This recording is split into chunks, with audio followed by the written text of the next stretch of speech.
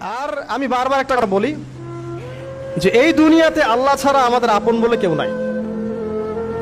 আপনি যাকে আপন মনে করেন না কেন, আমাদের সম্পর্ক আছে বাবার সাথে, মায়ের সাথে, স্ত্রী সন্তানদের সবার সাথে, আমাদের হক আছে, অধিকার আছে, সব ঠিক আছে। বিশ্বাস করেন আল্লাহ ছাড়া আপন বলে আপনার কেউ নাই। এই যে গার্লফ্রেন্ডকে আপন মনে হয়, এরা আপন না। স্ত্রী সন্তানদেরকে খুব আপন মনে হয়, আপনার মৃত্যুর পর 40 দিন সময় লাগবে না সব ভুলে যেতে। পিতামাতা ভাই বোন সবাইকে আপন মনে হচ্ছে। পিতামাতার স্থান বাবা মার পরে, আল্লাহ রসুলের পরে, সেটা ঠিক আছে, কিন্তু আপন আল্লাহ ছাড়া তারা নন। আপনি তাদের মনোপুতভাবে নিজে প্রতিষ্ঠিত হতে পারবেন না, তারা আপনাকে চিনবে না। বলো সারাটা জীবন তোর পিছনে এত টাকা ঢাললাম, কি করলি? কিচ্ছু করতে পারলি না। আবার এখন যারা পিতামাতা হয়েছেন, সন্তানদেরকে আপন মনে হচ্ছে, দেখবেন এই সন্তানকে আপনি আপনার মনোপুতভাবে সম্পত্তি দিতে পারবেন না, ভরণ পোষণ দিতে পারবেন না। এই সন্তান বড় হয়ে আপনাকে বৃদ্ধাশ্রমে পাঠাইতে পারে, নাউজুবিল্লাহ। অথবা আপনার সাথে এই সন্তানই খারাপ ব্যবহার করবে। আপন মনে হচ্ছে? আল্লাহ ছাড়া কেউ আপন না।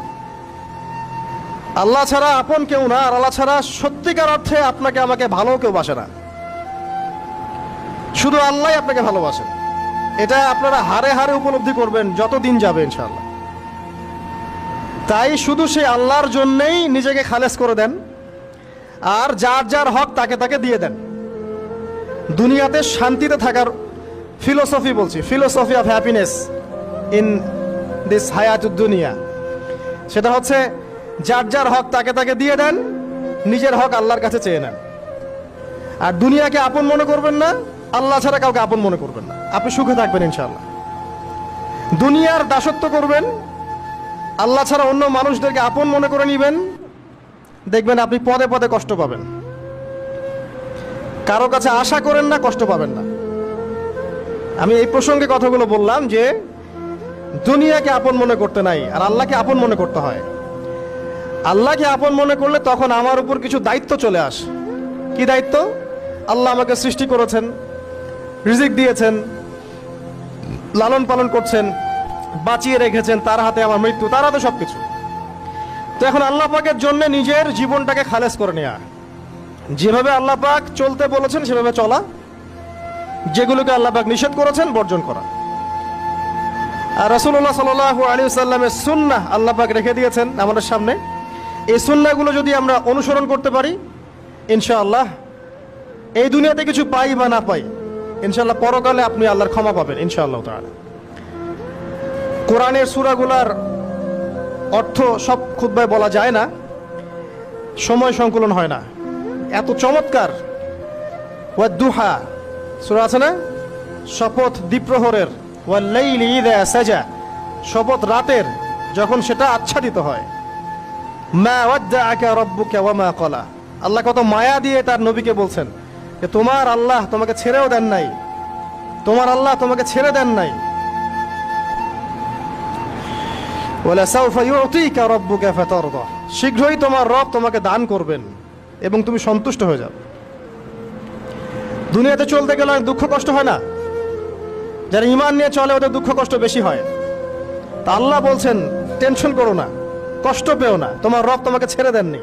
ওয়ালা সাউফা ইউতিকা রাব্বুকা ফাতারদা, তোমার রব তোমাকে শীঘ্রই দান করবেন আর তুমি সন্তুষ্ট হয়ে যাবে। আলাম ইয়াজিদকা ইয়াতীমান ফাআওয়া, আল্লাহ বলছেন আল্লাহ কি তোমাকে ইয়েতিম রূপে পাননি? এরপর আল্লাহ কি তোমাকে প্রতিপালন করে বড় করেননি? ওয়াজাদাকা দাল্লান ফাহাদা, আল্লাহ কি তোমাকে পথভ্রষ্ট পান নাই? তোমাকে আল্লাহ পাক হেদায়েত দেন নাই?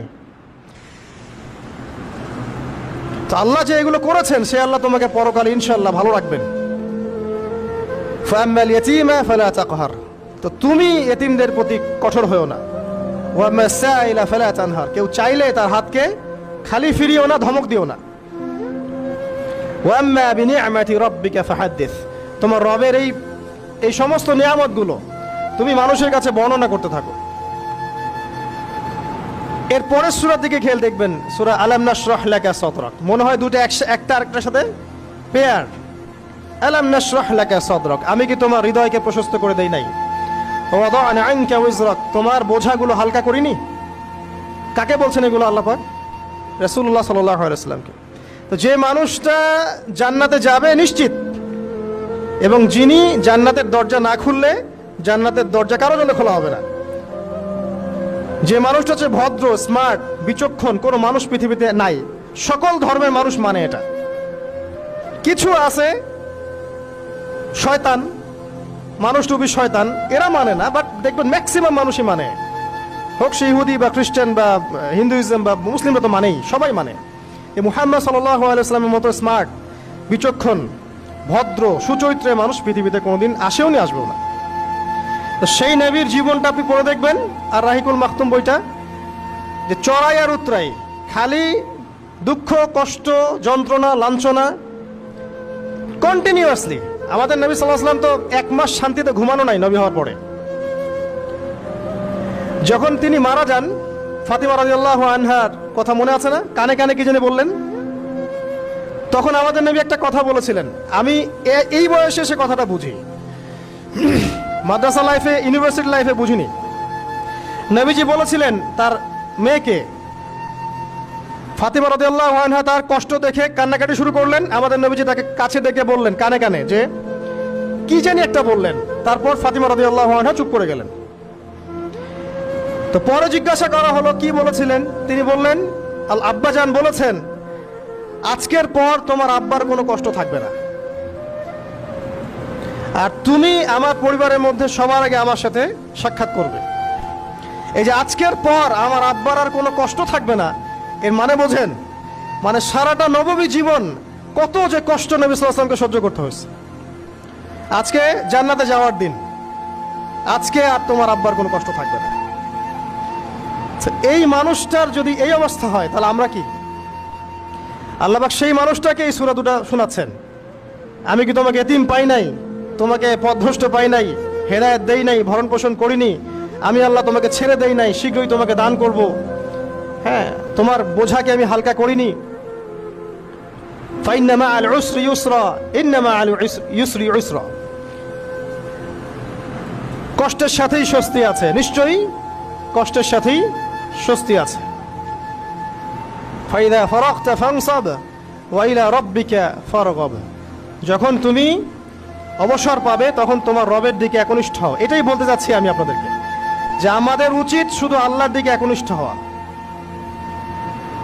দুনিয়াকে ভালো না বাসা, কিচ্ছু না দুনিয়াটা। আমার চেয়ে ভালো আপনারা এটা জানেন না, কিচ্ছু না দুনিয়াটা, মানে মুহূর্তে ডিজাস্টার হয়ে যেতে পারে।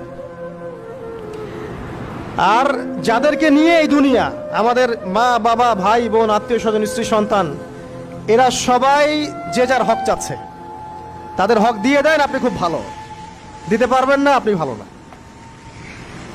সারাটা জীবন করতে থাকেন, দেখবেন একদিন দিতে পারেন নাই, সে আপনাকে চিনবে না। নবী সাল্লাল্লাহু আলাইহি ওয়াসাল্লাম বলেন এই কথাগুলো, জাহান্নামে যাওয়ার কারণ এগুলো উল্লেখ করেন নাই। কিসের আত্মীয় আর কিসের আপনজন আর কিসের অফিসের বস আর কিসের কি, সবাই সবার স্বার্থ নিয়ে পড়ে আছে। শুধু একজন সত্তা আপনার কাছে স্বার্থ চায় না, সে কে? আল্লাহ পাক। এটা যদি বুঝতে পারেন তাহলে দেখবেন মনটা আল্লাহর দিকে নরম হয়ে যাবে। আর মুসলিমদের এখন এই মানসিক আত্মশুদ্ধিটা বেশি দরকার। আমরা কেন যেন অস্থির জাতি হয়ে গেছি এখন, একটা মানসিকভাবে শান্তি নেই আমাদের মধ্যে। খেয়াল করে দেখবেন সারা দিন দুশ্চিন্তা, দুর্ভাবনা, পেরেশানি। নামাজে আসি তাও মনে হয় যত তাড়াতাড়ি নামাজ শেষ করতে পারলে বাস, 5 মিনিট 4 রাকাত নামাজ। আর ইমাম যদি ভুলে 10 মিনিট পড়ায় তো চাকরি নট। খতিব খুতবা দিবে 30 মিনিট ঘড়ি ধরে বলে দিবে, ভুলে যদি 10 মিনিট বেশি দিয়ে ফেলছে, আজকে আসছেন ভালো কথা, হাদিয়া নিয়ে যান, পরের দিন আর আসেন না। অস্থির, অস্থিরতার কারণ দুনিয়ামুখিতা, আল্লাহ থেকে দূরে থাকা। অস্থিরতার কারণ কোরআন থেকে দূরে থাকা। অস্থিরতার কারণ নিয়মিত সুন্নাহর উপর আমল না করা, ডেইলি জিকির আজগারগুলো না করা, ডেইলি কোরআন তেলাওয়াত না করা, হাদিস অনুবাদ সহ না পড়া, দিনের জ্ঞান চর্চা না করা, দিনী হালাকাগুলোর মধ্যে না বসা। অস্থিরতার অনেক কারণ, টাকা পয়সার পিছনে ছোটা, বাড়ি গাড়ি স্ট্যাটাসের পিছনে ছোটা, এবং এই লোভ, এই লালসা আপনাকে স্থির থাকতে দিবে না। অস্থিরতার কারণ এই যে আমরা বলি মেটেরিয়ালিজম, আমরা বলি বস্তুবাদিতা, এগুলো অস্থিরতার কারণ। এগুলো কখনো আপনাকে স্বস্তি দিবে না। আপনি যত দৌড়াবেন দুনিয়ার পেছনে, দুনিয়া আপনার থেকে তত পালাতে থাকবে। আর আল্লাহ পাক বলেছেন, হে আদম সন্তান, আমার ইবাদতের জন্য সময় বের করো, আমি তোমাকে দুইটা জিনিস দিব। এক নাম্বার, তোমার হাতকে আমি সচ্ছলতা দিয়ে ভরে দিব, আর দুই নাম্বার, তোমার সমস্ত অভাব আমি দূর করে দিব। যে ব্যক্তি আল্লাহর জন্য সময় দেয়, আল্লাহর জন্য বাঁচে, আল্লাহর জন্য মরে, সব কাজ আল্লাহর সন্তুষ্টির জন্য করে, দেখবেন ও মনের মধ্যে শান্তি আছে। হয়তোবা তার 5তলা 10তলা বাড়ি নাই, BMW নাই, সুজুকি জিক্সার নাই, তারপরে দেখবেন সে অনেক শান্তিতে আছে, কারণ তার মনের মধ্যে একটা প্রশান্তি কাজ করে। আর যে ব্যক্তির মধ্যে দেখবেন আল্লাহর কনসিয়াসনেস নাই, ইবাদত নাই, কোরআন সুন্নাহ এগুলো কিচ্ছু নাই, দুনিয়া সব আছে, দেখবেন ব্যাংক ব্যালেন্স, টাকা পয়সা, মনে শান্তি নাই। এই মনের শান্তিটাকেই উসমান রাদিয়াল্লাহু আনহু বলতেন যে আল গিনা, মানে ধনাঢ্য, ধনী বলি না আমরা, এটাই হচ্ছে ধন, কিছু না। আর আমি বারবার একটা কথা বলি যে এই দুনিয়াতে আল্লাহ ছাড়া আমাদের আপন বলে কেউ নাই। আপনি যাকে আপন মনে করেন না কেন, আমাদের সম্পর্ক আছে বাবার সাথে, মায়ের সাথে, স্ত্রী সন্তানদের সবার সাথে, আমাদের হক আছে, অধিকার আছে, সব ঠিক আছে। বিশ্বাস করেন আল্লাহ ছাড়া আপন বলে আপনার কেউ নাই। এই যে গার্লফ্রেন্ডকে আপন মনে হয়, এরা আপন না। স্ত্রী সন্তানদেরকে খুব আপন মনে হয়, আপনার মৃত্যুর পর 40 দিন সময় লাগবে না সব ভুলে যেতে। পিতামাতা, ভাই বোন সবাইকে আপন মনে হচ্ছে। পিতামাতার স্থান বাবা মার পরে, আল্লাহ রসুলের পরে, সেটা ঠিক আছে, কিন্তু আপন আল্লাহ ছাড়া তারা নন।